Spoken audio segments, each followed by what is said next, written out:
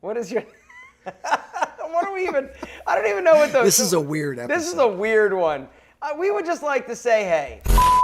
So this is the second time we're recording this video, all right? The first time I didn't like where it was going. Now, the thing that we love about these is just basically it allows Antonio and I to have a conversation about something that we've been thinking about or just a topic that we feel might be beneficial to you. Unless it's not going well, then you just restart it. And then you restart it. And I even forgot to basically welcome everybody and say thank you so much for being here. This is the Failing to Freedom podcast where each week Antonio and I talk about something we want to talk about because this is not a democracy. On this channel, it is I'm kidding. It's a dictatorship. What? Am I not able to say that? Something I wanted to show you, Antonio, again, because I showed you last time. All right. So I love the idea of Starbucks. So Starbucks, I've got a love-hate relationship with Starbucks, but I got to give you a little backstory. All right. So Starbucks, I've been going to for a really long time. Ever since I knew Antonio, there was a Starbucks near my house. I would get up, I would go there, I would work in the morning. Like I've been going to Starbucks, in the morning religiously for probably over 20 years.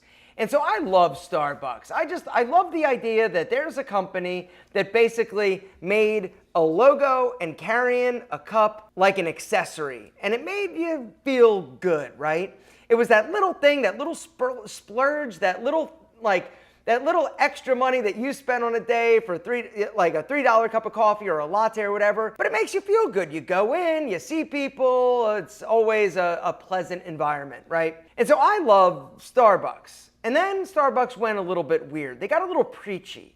And then it became a thing where I was worried about offending people when I would go in, and one of my defaults is just like, hey man, what's up? And this is kind of silly, and probably I'm not gonna get canceled for this, but I started being ultra aware of when it happened, and things got really super how, you know what I'm trying to say, Antonio? You know what I'm trying to say. When pronouns started, when the pronouns started and people started... I couldn't understand pronouns when I was in school, and I had to study them and got graded on them. So how am I supposed to understand? I'm not the smartest guy when it comes to English. Well, there were two situations. One thing happened where they handed me a newspaper and said that they wanted to talk about white privilege. And I said, whoa, I just want a cup of coffee.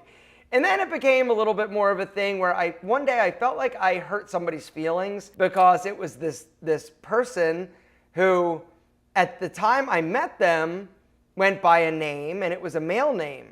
I noticed they started to grow their hair a little bit longer, but then one day the name tag just changed, and I felt like I said, I called him the wrong name, and I felt like I was a bad person because I knew I wasn't a bad person, but it just made me feel like I just ruined somebody's day by saying, hey man, what's up?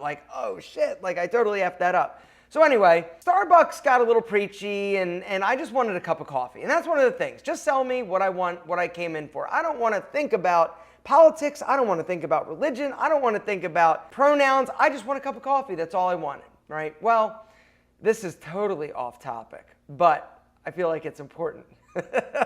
So anyway, so then all of a sudden Starbucks starts doing this new initiative, right? Where they're supposed to write something on a cup. And they're really making a push to make people feel good and make it feel like, hey, you're welcome kind of thing, and like you're friends. And they're supposed to engage with you and ask you your name and, hey, how you doing? And introduce you to other people. Well, I love the fact that they're writing stuff on the cups. But I started thinking about this. When it first started, I got a cup from this woman, and she said, hey, cutie, with a little heart.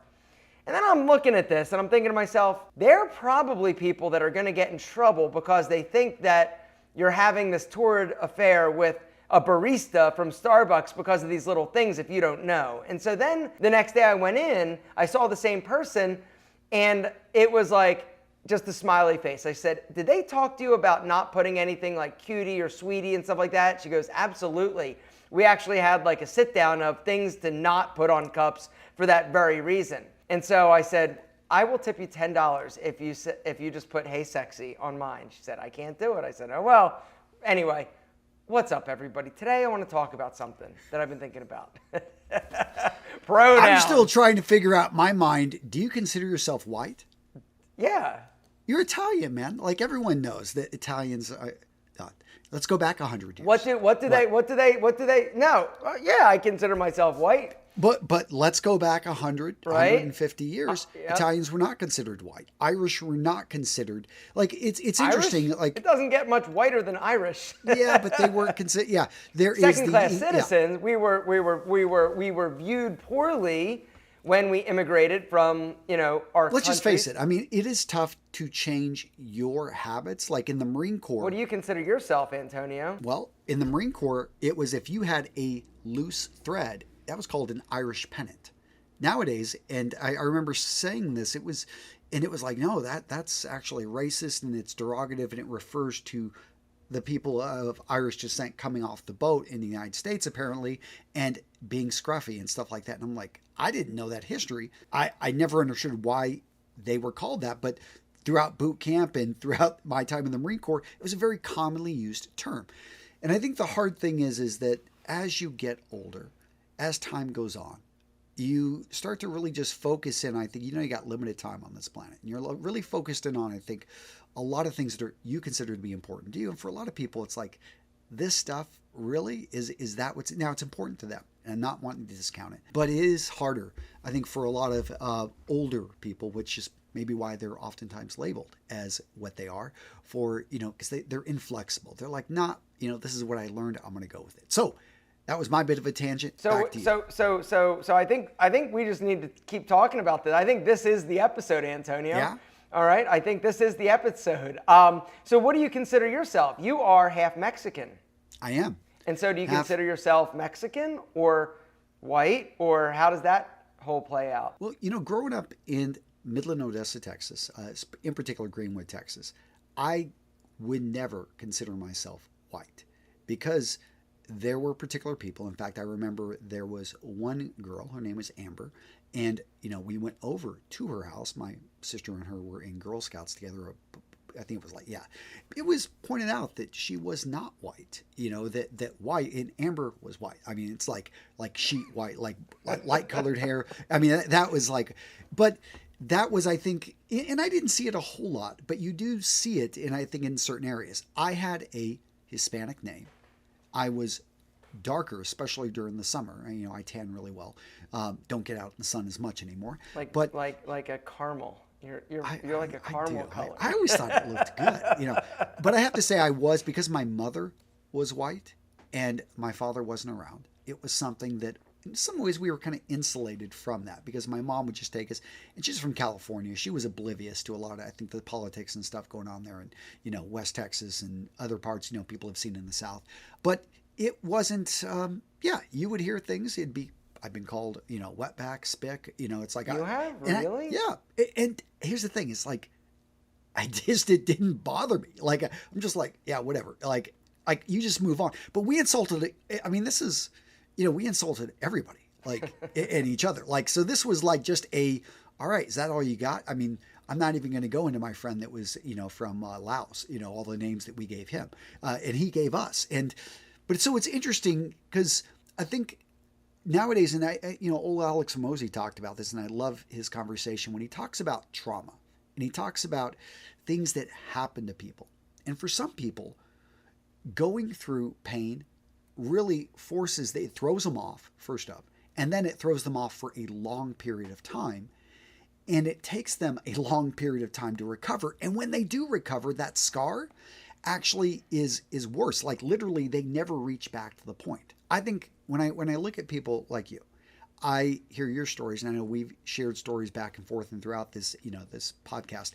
This is what we're doing here, talking about failing. I feel that in many ways, the traumas in my life have actually shaped me, and they have helped. In fact, I was just having this conversation with my daughter, and she was talking about how she did not get the role of Clara. She's a senior now. She's about to graduate. She got the Snow Queen and all these fancy roles in the Nutcracker. But when she was about 4 or 5 years ago, she was eligible for playing the Clara role, which is a really big thing in the Nutcracker world. And she was slotted, or we thought she was slotted for it, and she ended up not getting it at the last minute. It was I think a lot of politics. It was something that broke her heart. And she talked about how, looking back, it was a huge thing for her. Now it's like a source of strength. It's like, okay, and in fact, there was another girl that got slided as well recently. And I was proud of my daughter to be able to have a conversation, and she was able to let, hey, that happened to me. I understand your pain and I understand your suffering. And I do think trauma, if you have the right mindset, maybe genetically, if you're born a certain way, I don't know, I'm not that smart, but I do know that the way people react to things, there is something to do with genetics. There is something also to do with environment and what they're taught and what they learn. And what I've noticed with a lot of entrepreneurs, especially those that are successful, we got a chip on our shoulder. We have gone through those instances, and I know you could share one, but I had the same thing where I didn't show up to school and I forgot my lunch money. I think it was my mom forgot to give it to us, and probably she didn't have it and was hoping maybe somehow we'd figure it out. And it was literally, I didn't have $1.25, no, 60 cents, because I was on reduced lunch. I don't know why we didn't have free lunch, but I was at 60 cents on reduced lunch, and I didn't have that 60 cents. And I was there crying, just trying to think, how am I going to figure this out? 'Cause I got my little sister with me. She was like 5 or 6 in kindergarten, and we weren't entering the school, because I'm like thinking, how am I going to figure this out? And I had a woman come up. She's like, what's going on? Why are you crying? What's upset? I'm like, I don't have my lunch money. I don't know how I'm going to, we're going to eat today. And I remember she just pulled out like $1. Like it was it was like $2, whatever it was. She's like, hey, like, here, just take this. You're covered. Good to go. And I was just like, I was like, thank you. Like, and I think for me, that's those are the times that those have happened in my life. Like, I view that as like, and for that reason, when I'm able to give $2,000 to our local charity, or about the 200 families that we were able to feed in Ukraine, with the war going on, it's like I look at what she did for me there, and what I went through there, and that memory that sticks with me, not in so much negative light, but I view it as wow, that led me to always wanting to pay this forward, to pass this on. And I know many people maybe aren't in a position where they can, but that's my job. I view as, when you're someone of strength in society and you've got the means, that it is something that you need to be a force multiplier and pass that on, because there are many people that won't. Many people that have never gone through that experience, never people that have suffered through that pain. I like it. So hold on. I thought we were talking about Starbucks. No, I'm kidding. No, I agree. Bring us back. Bring us back. So yes, I agree. It's a really good point you're making. I don't know how we got there versus where we started, but I will say that it's funny to meet people, because I think, like, when you go through adversity, like you're saying, you're either going to break to the right or to the left. You're either going to basically, use that as whether or not it's motivation or just part of your story, or that thing that you go back to pull inspiration from, or whatever it may be, or you go the other way, which is the whole victim, or the I can't do it, I'm a loser, or people owe me something. And that's one of the things that I've been really, really, actually, my mom and I had a conversation about this the other day, and she said, I don't know why I never taught you about, what did she say? Basically, I never taught you not to feel entitled or to not ask for things, but you just never did, and you kind of just figured it out.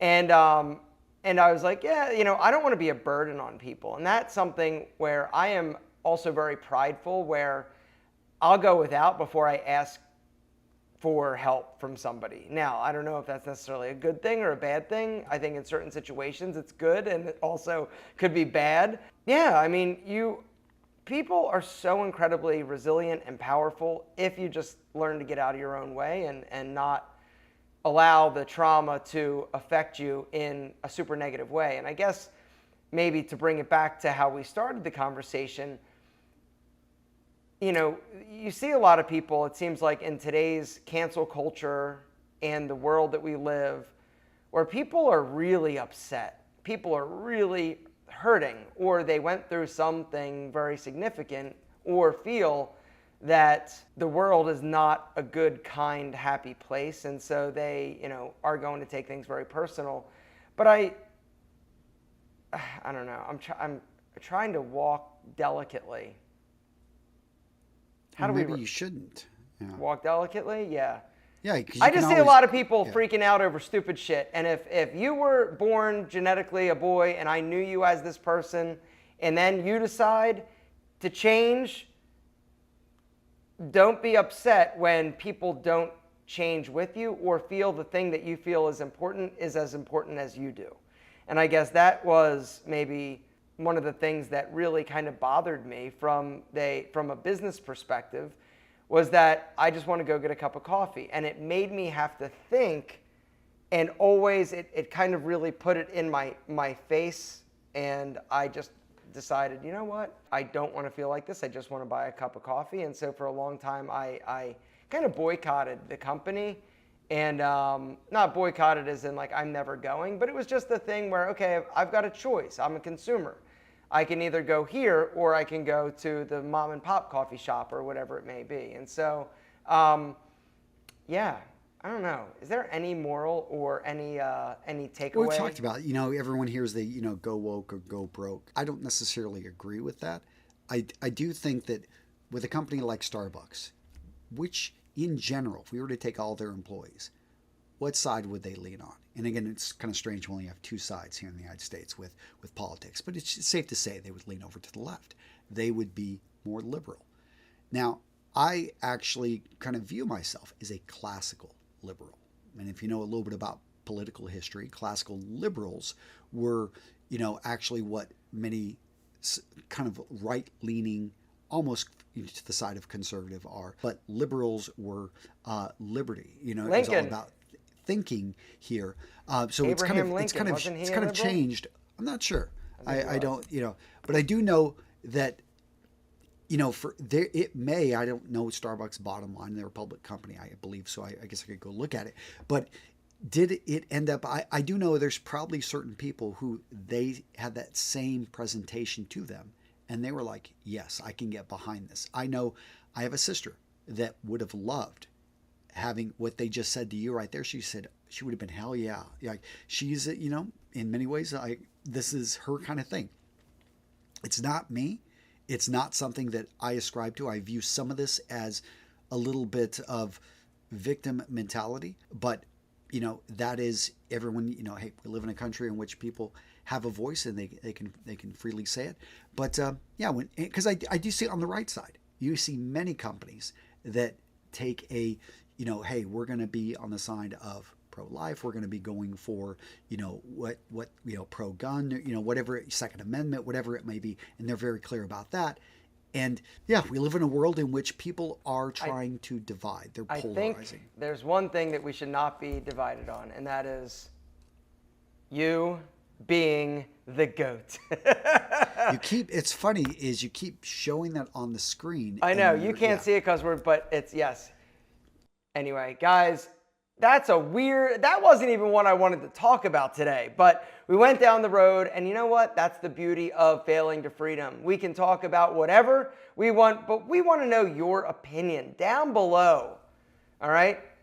What's your thoughts on, what are we even asking what the thought is? What is your, what are we even, I don't even know what those. This is a weird episode. This is a weird one. We would just like to say, hey, and if you want to have an opinion or you have an opinion on something that we said, please share it down below. And we look forward to seeing you next time. If you're interested in joining our community where we help people basically start businesses, side hustles, and reach the point of financial freedom, we've got a special link down below. We would love to have you inside. We already have people in there that have crushed the $10,000 a month sort of starting point and are doing some big things. It's an incredible community. We do live podcasts or talks every single week. We're in there every single day helping you fail to freedom. Gentlemen, Antonio, this was a weird one. This was. Peace. Bye.